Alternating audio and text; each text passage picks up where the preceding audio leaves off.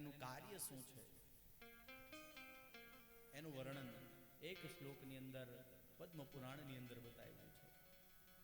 ઈશ્વર શેનો બનેલો છે?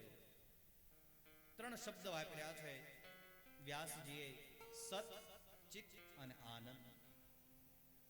જેની અંદર આ 3 વસ્તુ હોય એવા ભગવાન કૃષ્ણને અમે નમસ્કાર કરીએ છીએ.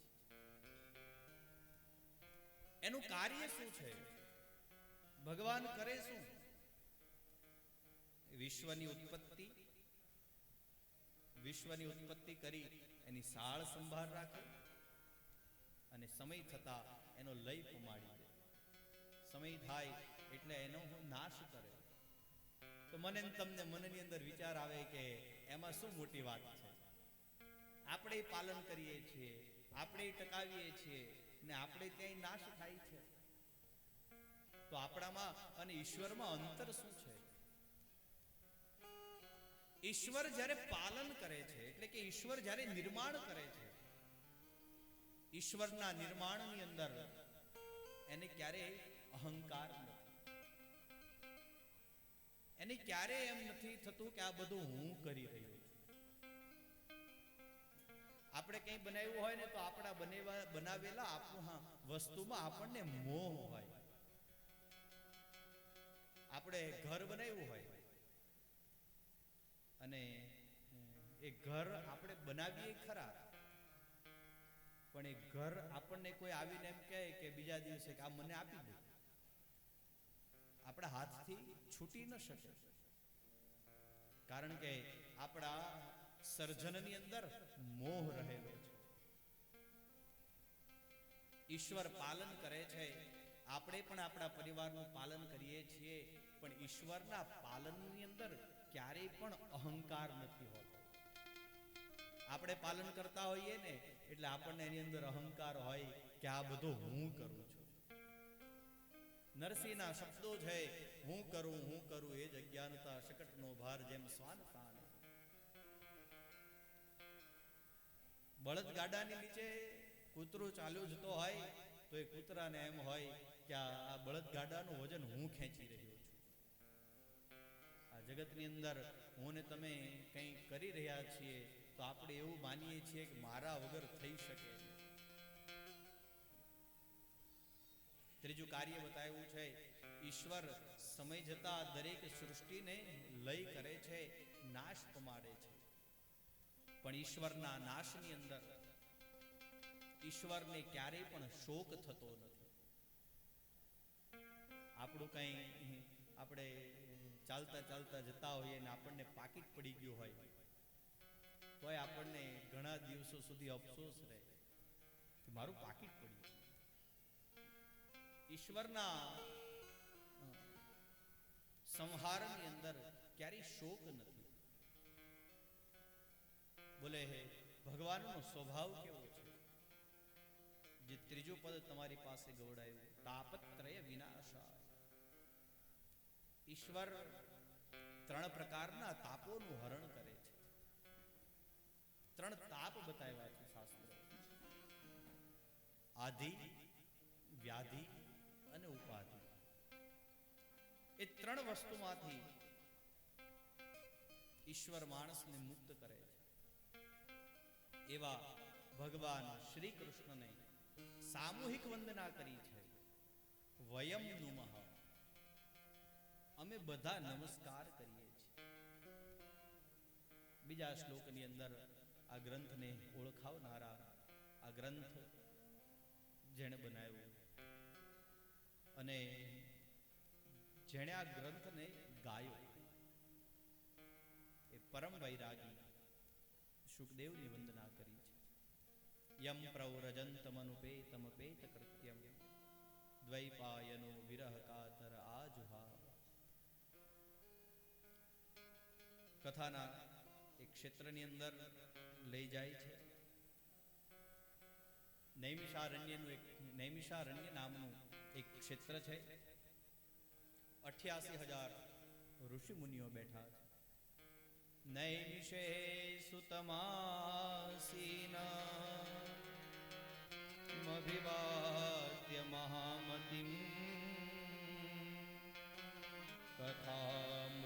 રસાસ્વાદો કુશલ શૌનકો બ્રવી. નૈમિષારણ્યની એ ભૂમિ છે. સુતજી બેઠા છે. શૌનકાદી મુનિઓ 88,000 ઋષિ મુનિઓ બેઠા છે. ભગવાનના નામની ચર્ચાઓ ગુણાનુવાદ કરે છે. અને એ શૌનકજીએ સુતજીને પ્રશ્ન કર્યો છે. અજ્ઞાન દ્વાંત વિદ્વંસ કોટિ સૂર્ય સમપ્રભા. હે ઈશ્વર, અજ્ઞાનના અંધકારને નાશ કરવા માટે એક સૂર્ય જરૂરી છે. પૃથ્વી ઉપર ઘોર અંધારું થઈ ગયું હોય ને અંધકારને દૂર કરવો હોય તો સવારે સૂર્યનો પ્રકાશ થાય એટલે અંધારું દૂર થઈ જાય. એક ભાઈએ પ્રશ્ન કર્યો, બોલે રાત્રિના સમયે આ જગતમાં અંધારું થઈ જાય ત્યારે અંધકારમાંથી મુક્તિ માટે અને આખા જગતની અંદર પ્રકાશ ફેલાવવા માટે શું કરવું જોઈએ? એનો સીધો અને સાદો જવાબ છે, કાંઈ કરાય નહીં, ગોદડું ઓઢીને સૂઈ જવાય. સવારનો સમય થાય, સૂર્ય ઉગે એટલે અંધકાર આપોઆપ નાશને પામે. શબ્દ વાપર્યો છે કે હે ઈશ્વર, એક જ સૂર્ય હોય તો આ જગતની અંદર રહેલા દરેક અંધકારનો નાશ કરે છે. આપ કરોડો સૂર્ય સમાન છો. આપની અંદર કરોડો સૂર્યનું તેજ છે. હે ઈશ્વર, આપ અમને આ અજ્ઞાનના અંધકારમાંથી આપ અમને મુક્ત કરાવો. જે અજ્ઞાનની અંદર, જે અંધકારની અંદર અમે વર્ષોથી જકડાયા છીએ, વારા ફરતે વારામાંથી નીકળવું છે. મારે આ અંધારામાંથી નીકળવું છે. જન્મોથી જેની અંદર હું જકડાયો છું એ ઈચ્છાઓના ભારામાંથી નીકળવું છે. ગુજરાતના કવિ હરજીવન દાફડા, એની આ કવિતા છે, એના શબ્દો મને બહુ ગમે. વારા ફરતે વારામાંથી નીકળવું છે. આ જન્મ મરણના જે ચક્કરની અંદર જીવ ફસાયો છે એમાંથી મુક્ત થવાનો અવસર મારીને તમારી નજીક આવી પહોંચ્યો છે.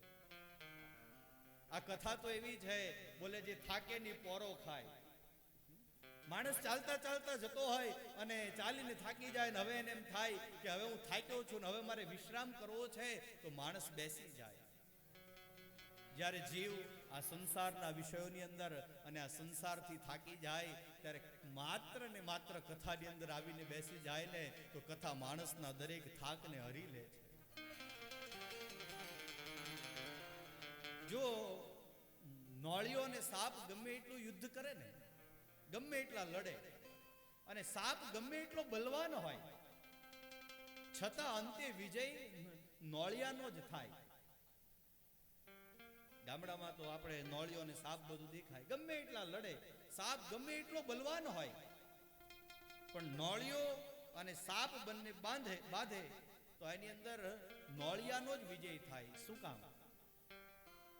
ભલે નોળિયાને છે ને નોરવેલની ખબર હોય, એ સાપની સાથે લડતો જાય અને સાપ એને દંશ આપે ને એટલે નોળિયો ત્યાંથી ભાગી નોરવેલ પાસે જાય, એને સૂંઘે એટલે એને સૂંઘવાથી સાપે જે દંશ માર્યો હોય ને જે ઝેર ચડ્યું હોય એ ઝેર ઉતરી જાય. એ સૂંઘીને પાછો આવે, પાછો એની સાથે લડે, પછી પાછો જાય, પછી પાછો લડે. એમ કરતા કરતા સાપનું વિષ પૂરું થઈ જાય અને અંતે નોળિયો જીતી જાય. નોળિયો જીતે છે એટલા માટે કારણ કે એને નોરવેલની ખબર છે. એ જ રીતે આ જીવ જ્યારે સંસારના વિષયોની અંદર ભટકી જાય, આ સંસારના વિષયો જ્યારે મને તમને પકડી લે, આપણે સંસારના વિષયોની અંદર જકડાઈ જઈએ, ત્યારે જો આપણે ભાગવત રૂપી નોરવેલની પાસે આવીને બેસી જઈએ ને તો એ આપણને દરેક પ્રકારના વિષયોમાંથી મુક્ત કરી દે. બહુ સરસ સરળતાથી મુક્ત થઈ